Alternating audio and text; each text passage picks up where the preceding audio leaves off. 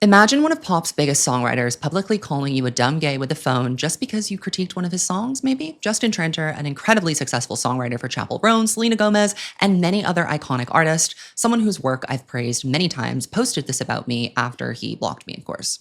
What do we have to do to stop my fellow homosexuals from thinking that they are music critics just because they're gay and have a phone? You know nothing about a song. You know nothing about this industry. Just be a fan. You don't have to be a critic because you have a ring light and suck dick. On the surface, this is just a catty dig, but once I reflected on it further, which I did in great detail on TikTok, go check out my full response there, I don't want to litigate it here, I saw a perfect encapsulation of the problem with music criticism in 2025. Honest, unvarnished opinions are viewed not just as agitations, but as genuine threats towards artists and their artistry. Pop music is already paying the price for this degradation in the quality of our conversations about it. Artists are playing straight to the middle, taking less risks, working with the same people, living inside feedback loops that may please algorithms, but will ultimately, when we reflect on this period of history in popular music, be remembered as boring. The way that we think, talk, and disagree with each other, even outside of our conversations about music, really reflects the reality of our time. The truth is optional, and more often, it's immaterial. Disagreements are, of course, a natural part of discourse and conversation, but a dark entity has entered the chat when we disagree with each other, and that dark entity is feeling. We've substituted fact for emotion and critical analysis with groupthink. Our conversations no longer circle around the investigative, probing questions of, is this true? Or even more banal, is this interesting? Instead, we've transitioned into impulsively asking, does this opinion I'm ingesting align with the personal beliefs that I have decided are irrefutable realities? Too often the answer to that question is, if it doesn't, I can't tolerate it. I don't know how to contend with the simple fact that not everything I like will be liked by others, or even that things that I like may not be objectively good. This is dogmatism. Dogmatism thrives in a culture where disagreement and criticism is perceived as violence. It's not enough to say I disagree anymore. You have to brand the opposing view as malicious, uninformed, or morally bankrupt. These are the common responses that stands will parrot back to me when they are confronted with my opinion that opposes theirs. You just hate XYZ artist, and you've always had an agenda against them. You don't know what you're talking about when you critique XYZ artist because you don't know XYZ thing about them. You can't say anything about my favorite artist because you like Taylor Swift, which automatically disqualifies your opinion because I don't like her and I don't think she's good and she's more successful than my favorite artist and it's undeserved. Where they get the most confused and most outraged is actually not when I'm delivering a straight up pan of a review. In general, even the lowest common denominator can understand when a review clearly has a perspective, either positive or negative. They struggle to contend with a mixed review or an it's not for me review or a this artist has better work in them review. This is called ambiguity intolerance, the inability to sit with the discomfort that maybe there isn't always a clear right or wrong. Perhaps two or more conflicting ideas can have merit at the same time. Because our collective consciousness has melted so quickly, most people are unable to engage with this gray area. Stans, especially who tend to be younger and very easily persuaded by dogma and groupthink, retreat into their absolutes. The music industry becomes a binary. This album is flawless or it's trash, depending on who made it and if I like them or if my fave likes them or if it was more successful than an album I like better. Critics who may express radically different opinions to me are either my foot soldier or my enemy. When they give a nice review, I'll wear that like a badge of honor and shove this album's Metacritic score down the throats of other fan bases to prove that my favorite album and artist is superior to theirs. But the opposite is more often true. It can happen to the same person, actually. A negative review can make you persona non grata, the Chun-Li. You, the critic, are my enemy. You have done something that I can't abide. You have tried to tell someone that my favorite album isn't the best album that's ever been created. And this isn't a matter of a differing opinion. You are attacking my identity because I don't know how to separate myself from what I like. I cannot contend with the idea that I like something that might not be the best thing that ever existed. Nuance and curiosity are dead. Not only are people unable to grapple with nuance, they resent it and they want it gone because they can't compute how it works. This is not just an issue in the music industry. You'll find ambiguity intolerance in literally every fabric of our society: politics, culture, your interpersonal life, at work. Social media has made people more dogmatic about their opinions than they are about the truth. If you say something that doesn't fit the narrative, whether it's a nuanced critique of a pop song or a complicated take on a public figure, you're not met with engagement, you're met with punishment. And the pylons are endless. And I would say personal attack is the norm way to disagree with someone now. Outright lies are often deployed to discredit you. I've had so many people fabricate horrific stories about who I am or what I believe just to try and bully me into shutting up about music. It's insane. And all for the major crime of saying, I don't like something. That's always what it boils down to. The stands will split hairs and make up patterns that don't exist. For example, I'm a misogynistic lesbophobe because in the same week that I said Renee Rapp's album was ferociously mid and The Subway was not a home run slam dunk to me, personally in Chappell Roan's discography. Part of this comes down to media literacy, or rather the lack of it. People consuming and spreading information online don't have the tools to separate opinion from fact and critique from hate. They engage with content at the most basic level of thinking, binary, rule following, surface deep. The developmental ladder of thinking explains this perfectly. At the very lowest level, where most stands are stuck, is binary thinking. Everything black and white, right or wrong, good or bad. And a step above that is rule-based thinking, which still relies on an external authority telling you how to think. The label says this music is good. The other fans say this music is good, so it must be good. Few people make it to that next level, which is where you start to actually author your own perspective, and even fewer climb up the ladder to reach what is called systems thinking and meta-awareness, which is where you understand systems and you see how all of these forces, in the context of today's video, marketing, fandom, criticism, artistry, politics, culture, interact. The ultimate form of thinking is being able to step away from your own lens and meditate on how you arrived there in the first place. What steps did I take to arrive at this conclusion? What factors influenced my decisions? Most of the time, when you're arguing with people on social media, you're not dealing with people operating at that higher level, baby. You're dealing with those stuck at the bottom rungs, the petulant children, to be frank, and I don't mean literal children. I've seen 45-year-old men act this way, unable to tolerate ambiguity, desperate to flatten every conversation into my side versus your side. These are the same people who throw their toys out the pram and scream, "You just don't get it," or "It's not for you," when I critique a pop song that they love, as though mass market music is ever truly not for anyone. This is where Justin Tranter's comment comes in. He's displaying how the worst habits of stan culture have effectively infiltrated the music production system, not just its feedback loop. Hypersensitivity, ego protection, and the belief that critics should just shut up and cheer, and they're 100% wrong if they don't like what you've produced. This really reminds me of an interview Katy Perry's label rep gave about 143, which I found to be very revealing. He genuinely could not fathom that the music that he had championed and thought was good had been universally received as bad. So much so, he immediately accused all the critics that gave it a bad review of jumping on a hate train. And instead of reflecting on why perhaps the mass market rejected this mass market product, he doubled down on the belief that there were still hits to come, well after the album rollout had ended, even faced with the cold hard numbers that the album had objectively flopped. What hope do we have for the growth of artists and art when the people closest to them are this fragile? In this video, I want to talk about how outrage culture has poisoned music discourse while talking about the value of criticism, my own experiences running afoul of the pop music groupthink, and the deeper forces that shape this environment. A post-truth world infected by ambiguity and intolerance and a drastic decline in critical thinking. If the stans had it their way, the pile-ons and incessant reactive bullying would effectively shut down every independent voice. Thankfully, I, personally, am not easily cowed. Criticism keeps art alive. It creates friction, which creates momentum, which creates innovation. If you've ever felt personally victimized by an opinion that resonated with you and felt yourself unable to find the words for why that is, then I hope you might take something away from this video. Although I have a feeling that the people who really need it, the serfs stuck on that very lowest level of thinking that infect every corner of the internet, won't have made it this far. iPad babies don't like long-form videos. Let's start with the basics. Traditional music criticism hasn't just crumbled, it's been methodically starved of institutional support and left to rot. And nowhere is that more clearly illustrated than in the death of Pitchfork as we once knew it. For nearly 3 decades, Pitchfork was the cultural nerve center for serious music journalism. It was a centralized hub where a review could still matter. These idiosyncratic 2,000-word dispatches from just about anyone could pick apart a flimsily constructed album, break a new artist, tank a legacy act's comeback, and spark weeks of furious debate. We can see embers of that resonance in how stans are still overreacting to low scores of their favorite albums by Pitchfork. It held a real taste-making power by creating discourse and often challenging the consensus, saying the unpopular thing. Now, were they always right? Hell no! Pitchfork had many problems, a raucous bent that dismissed pop, an extremely white male and elitist writing cohort until very recently, and a misogynistic tone in the early 2010s that did real damage. See the original review of Lana Del Rey's Born to Die. But here's the gag. Criticism is supposed to be provocative. For every unfair pan on Pitchfork, there's a transcendent piece of writing that spotlights something fragile, beautiful, and true. Some of the best music writing I've ever read comes from the most unassuming album reviews on Pitchfork. The most telling piece of evidence that we needed to show that Pitchfork mattered is that it was was hated most intensely by artists. That's how you know it fulfilled its function as a critical outlet. Their job is not to be liked or to promote, it's to drive conversation forward. But unfortunately, like virtually every internet refuge for long-form music journalism, it got eaten alive by the ceaseless editorial contractions of big conglomerates like Condé Nast. In 2024, they announced that Pitchfork would be folded into GQ, a men's fashion magazine, with its editorial staff gutted and its independence erased. This is more than just a corporate restructuring, it is literally a cultural death. The merger shows that serious music criticism now has no home, no budget, and no protection, no future at a mainstream level.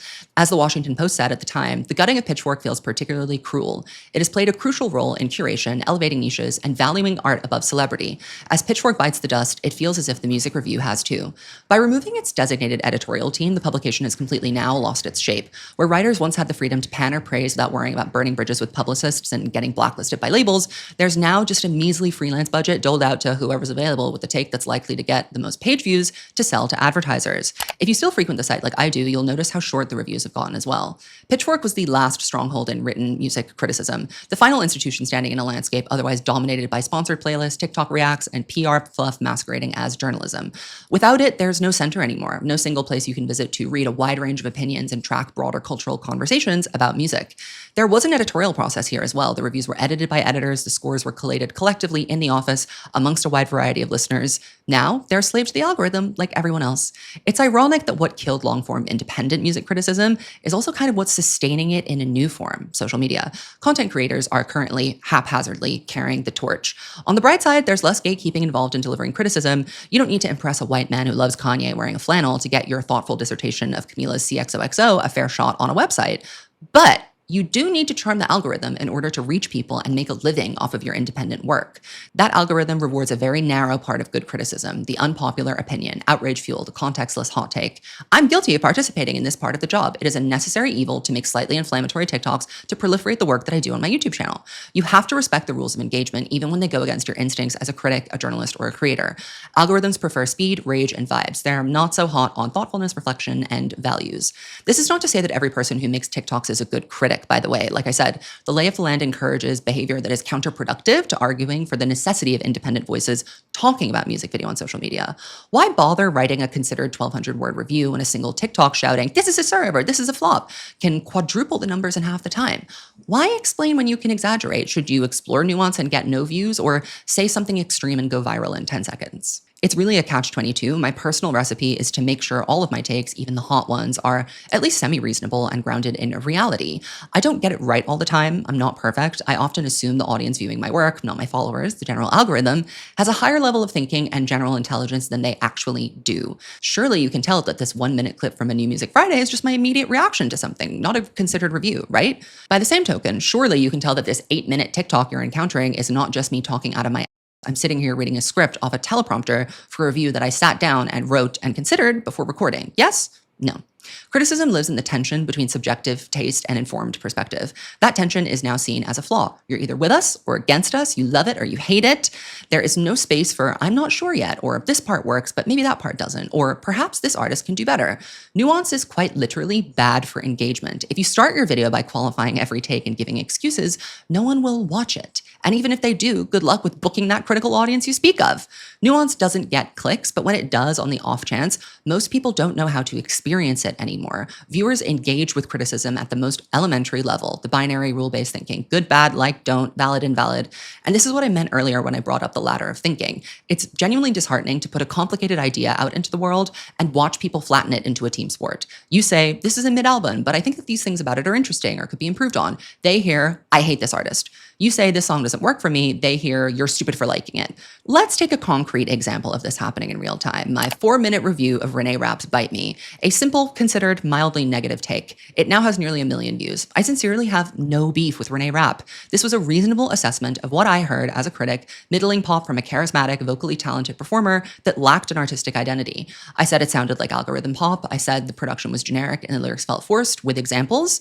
I compared her to other artists who had found their own lanes with a similar kind of attitude, Chapel Roan and Sabrina Carpenter, and suggested that by contrast, Renee Rapp instead was playing the role of a pop star rather than inhabiting it.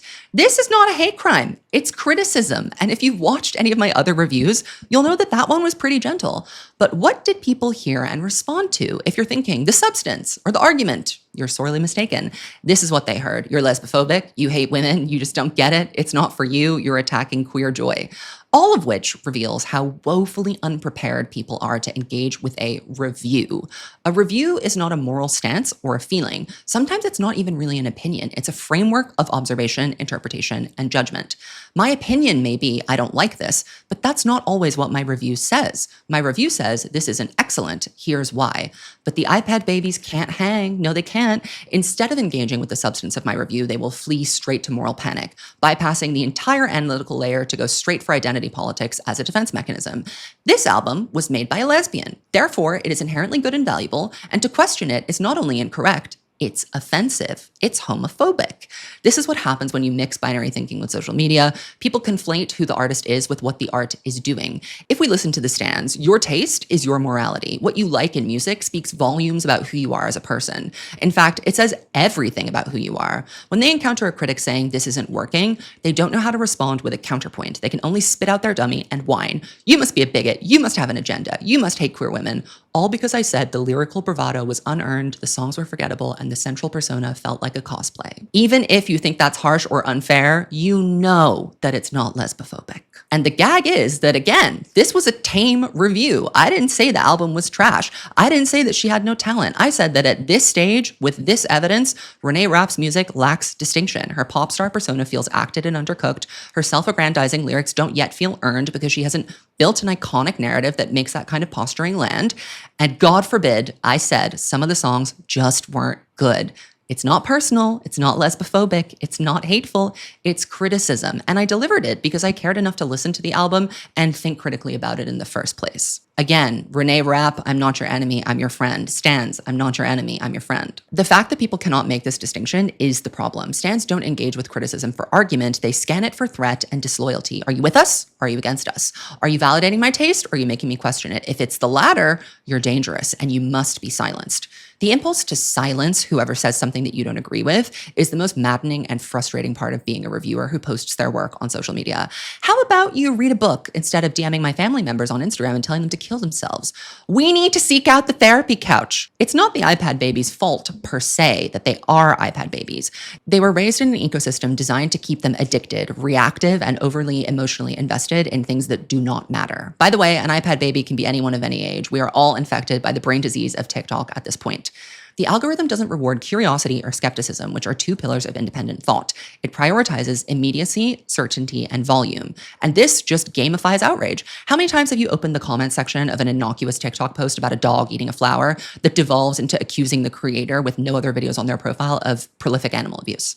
The comment section is a shouting match. The loudest and most extreme interpretation wins, and the stands have figured out how to circumvent the measly platform moderation tools to freely tell people to kill themselves and deploy slurs against them.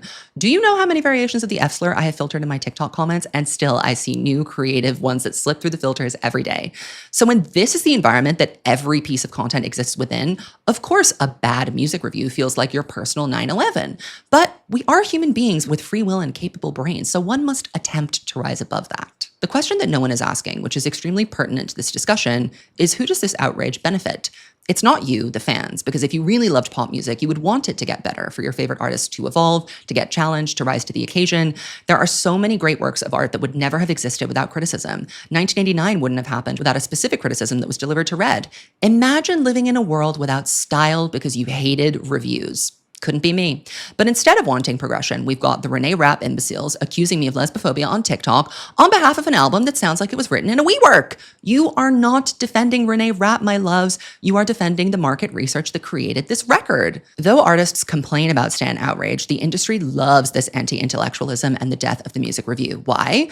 For labels, managers, and publicists, your idiocy and illiteracy is their greatest gift. Because of your blind loyalty, you rarely question the product that's served to you. If you did, you might find something hollow about it, which might leave you hungry for something more, which would require these people to get their up and come up with something original. But they don't want to do that. It's time consuming, it's expensive, and it's risky. What if it doesn't sell? Because after all, that's the name of the game. Create something inoffensive enough and passably catchy that it recoups the dollars that we've spent asking Spotify to tell us what they like to put on their playlists. Stans, you are acting against your own alleged interests as a fan by trying to silence critics. If you care about the artist, you should want them to be great, not safe and bland, and algorithmically optimized for the Spotify homepage. You want them to be great. And what does greatness require? Friction. challenge, discomfort. You can't uplift someone while denying them the opportunity to grow. And this is why someone like Justin Tranter whining about negativity and comparing women is so revealing. First of all, comparison is not a sin. It's not misogyny or evil or hateration. It is part of the job. Comparison is an analytical tool that helps us understand patterns, context, development, and impact. It's how we're able to say this works and this doesn't. The only people who think that comparison is inherently cruel are those who fear what comparison reveals. And in this case, what it reveals is that most pop right now sounds like it was piped through the same three producers and written in the same bland tone of vague, sexy, trauma-informed empowerment. Enter the value, nay, the essentiality of the independent voice. When you are not beholden to the label or the PR team or the influencer economy of good vibes only, you can say what needs to be said. You can bypass the thirst for either polite applause or rage-baiting hate. There is currently a void of thought, attention, and debate, and in theory, independent cultural critics can fill that void. That is, if they can survive the beatdowns and the constant encounters with stand-brained hall monitors. Our current age has decentered the truth, and opinion and feeling is now the new moral compass. Somehow, and make this make sense to me, saying that I don't think this album was good for XYZ reason is now interpreted as an act of violence. But calling someone a bigot or using bigoted languages against them over a review of a pop song is considered not just an acceptable response, but a virtuous one by the same people who were crying lesbophobia. Welcome to the post-truth world. The reason why it's so hard to operate here is because you're never disagreeing with an idea anymore. You're threatening someone's identity and their sense of self-worth, which is why it gets so ugly so fast. The iPad babies are trained by the algorithm and culture at large to think in teams. We don't do ideas or evidence or questions. We say, what side are you on? And if you refuse to pick a side or join in with whatever demented rules of engagement they've vomited up that day, the stands will assume you want to destroy them, when in reality, all a good faith critic is trying to do is imagine something better. But imagining something better when you're a critic or an artist is messy, imperfect work.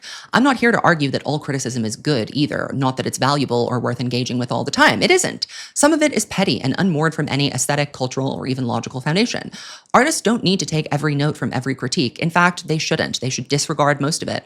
Most criticism isn't useful. The real work of being an artist is knowing which voices to block out entirely and which ones, even if they come from someone who clearly doesn't like you, might still offer something of value.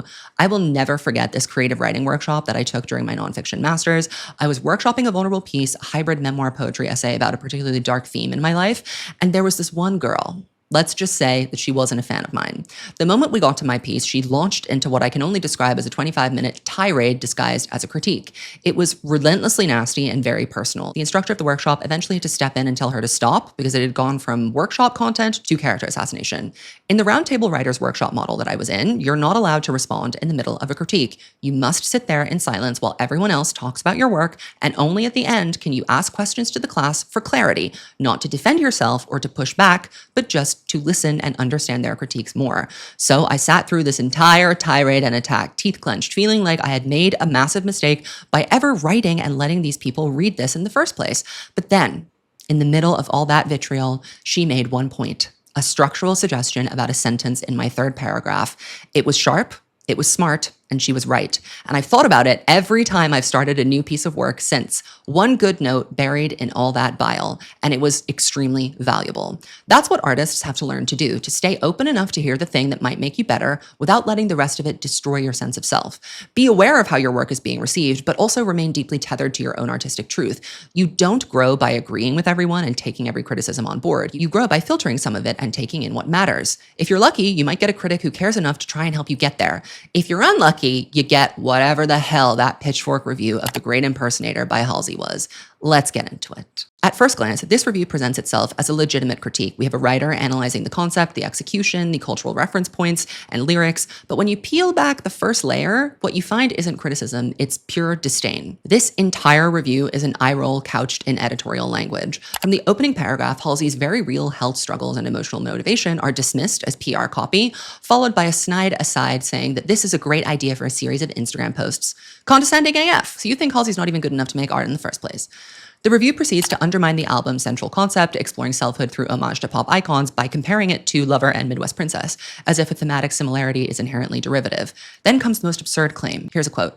Knowing that the title track is a Bjork tribute or that Arsonist is in the style of Fiona Apple makes you wonder if Halsey's ever heard either artist. This is insulting, non-constructive, and petty. It's the review equivalent of, do you even listen to music? When a critic implies that you don't know the very women that you're citing as inspiration while simultaneously faulting you for not sounding enough like them, this isn't an invitation to grow, it's a jeer. And from there, the review wades into personal territory. Halsey is addicted to concepts. She's not a true auteur. She's merely a brilliant curator with no coherent vision. Her songwriting is deemed bulldozer subtle. Her introspection is indulgently sad. There's even a passage implying that Lonely is the Muse, a standout moment on this album, is essentially invalid because Halsey is too successful to feel diminished, as though her lived experience and cultural status must always align for an emotion she describes to be authentic, or that heartbreak, alienation, and trauma exist on a sliding scale of marketability. The implication is that because Halsey has hits and Instagram followers, she should just shut up and write songs about being grateful. There's no critical value in this slop. There's no actionable suggestion. There's no illumination of where the album might have succeeded or how the concept could have been more fully realized. There isn't a curiosity displayed by this writer, only the performance of a long-held grievance for whatever reason being aired. The writer doesn't seem to want the record to work. They want to be right about Halsey is fake and shallow. And this is unfortunate because The Great Impersonator is ambitious. It's messy, sure, I will give you that. It's sprawling and uneven and emotionally raw. But it's a pop record that takes risks and chases after something real. The fact that this album, made in the midst of physical illness and spiritual dislocation and a profound grief, was reviewed with the same tone that one might use to critique an influencer's podcast merch drop, says a lot more about the reviewer and how seriously they take art than it does about the art itself. So how should Halsey respond to that? Clearly, not all criticism is constructive. It can be deeply unkind, it can misunderstand you entirely, and offer nothing at all other than a slap on the back of your legs. Does the artist have the right to respond in this circumstance? This particular review offers nothing of substance at all, in my opinion. No truth, no map, just a desire to diminish the artist. Is Halsey expected to just stay silent about that and rise above and move on, or can she bite back? It is fair to ask what a dignified response to criticism looks like in the middle of this apocalyptic post-truth reality. This is complicated. On the one hand, I understand Halsey's instinct to clap back, especially when the work in question came from a place of genuine pain, vulnerability, and self-interrogation. When your art feels like your lifeline, a review like Pitchfork's can be way more hurtful than any of us can imagine, especially because of this specific review's cruelty and the way it masquerades as an intelligent critique. Halsey pulled quotes from the review, the few positive scraps, and put them together and posted the writer's name attached on her socials. On the surface, this is like fair game. She's well within her rights to do that. But as Megan LaPierre wrote in Exclaim, this wasn't a neutral move, not in a media ecosystem where Halsey had previously tweeted that she hoped the basement that Pitchfork runs out of collapsed, referring not so subtly to the One World Trade Center. That kind of post poisons the well and gives her stands all the ammo they need to do their demented behaviors, harassment and bullying of the critic. What follows was predictable and is a tale as old as time at this point, an experience I have at least once a month. Pitchfork's Shad D'Souza, the writer, was bombarded with death threats, conspiracy theories, and accusations of bias. The review wasn't just a review anymore, it became a litmus test for loyalty. Did you get the album or were you against Halsey? Were you a fan or a hater? I actually responded to his review in a series of Instagram stories at the time, but I wasn't calling him slurs or calling for his head on a spike or telling him to delete his review. I just wanted to provide an opposing perspective and a different voice. There's a huge difference between doing that, which is responding constructively to a review, and engaging in a relentless dogpile. As much as I thought that this review was piss poor criticism, I have to stand behind it and say, it was his right to deliver it. That's the game. If you really want to dig into the implications of what criticism can do, you could argue even that the backlash opened up a wider discussion about how Halsey has been treated by establishment reviewers from day dot, often with derision, suspicion, and outright dismissal. And whether or not that was the reviewer's intent, the result was a louder, more public reckoning with the album itself. You see how good things can come even from bad reviews, even when they're really mean? But that's not the only takeaway from this scenario. There's another point buried in all of this that is worth sitting with. Artists, especially ones with massive followings, are no longer punching up when they clap back. They're punching down. They are the establishment now. They don't lose the right to defend themselves or call out shoddy criticism, but their response does have a disproportionate weight. You don't need to summon the mob to say that you disagree. You can flag bias and call out laziness and even name cruelty without pointing a flashing red arrow at a writer and saying, get him. There's even something to be said for quietly taking the L and sitting with the most bad faith review and trying to find one thing, if any, that you can use from it. Criticism doesn't need to be treated like the gospel. Again, it's often wrong and petty and it misses the point. Some of it, like this particular review, comes from a place of hostility, not curiosity. But even that has its place. The act of criticism still matters. When it's written in good faith, even if it cuts, you might walk away seeing something you hadn't seen before, a blind spot worth acknowledging, and that's the kind of critique that sharpens the work. To be clear, I'm not saying there was anything, in my opinion, that resonated in this review. It was a hit job. But regardless, sitting with a review and taking something away from it is not where we're at right now. What we're dealing with isn't engagement, it's tribalism. As Megan LaPierre also pointed out, the very circumstances of an album's creation are now treated as a reason to exempt it from critique entirely. Illness, grief, trauma. These things become protective shields for the artist. If you try to surpass them to engage with the art on its own merit, you are accused of doing so maliciously and discounting the reasons why it exists in the first place. Critics aren't hitmen, that's for damn sure, but they also aren't cheerleaders. Our goal is to try and ascertain why something does or doesn't work by evaluating who it's speaking to and what it's doing that's new or tired, borrowed, and broken. Validation is not the goal of a review. It might be the final product when something is really good, but it's not what you strive to achieve when critiquing. Making sense of the thing is the end goal, which doesn't mean that the artist has to like it, but it also doesn't mean that we need to throw out all criticism when it doesn't automatically praise. Halsey had every right to be upset about this review. It was smug and dismissive and cruel, but the writer still had the right to write it. And this is exactly how criticism works. You don't have to like it, but you must let it exist. We need to veer away from the your side versus my side mentality and spend more time in the in-between, where disagreements arise without turning into war and listeners are encouraged to be unsure of things, to value truth above all else, even if that truth is ugly and painful or just halfway there. That is my screed on the state of music criticism today. Now I want to hear from you. Has a piece of criticism ever changed the way that you saw a song, an album, or even an artist? Let me know in the comments below. And don't forget to go to my Patreon, patreon.com/riftologist, for more unfiltered conversations about thoughtful pop culture. I will see you next week. Goodbye.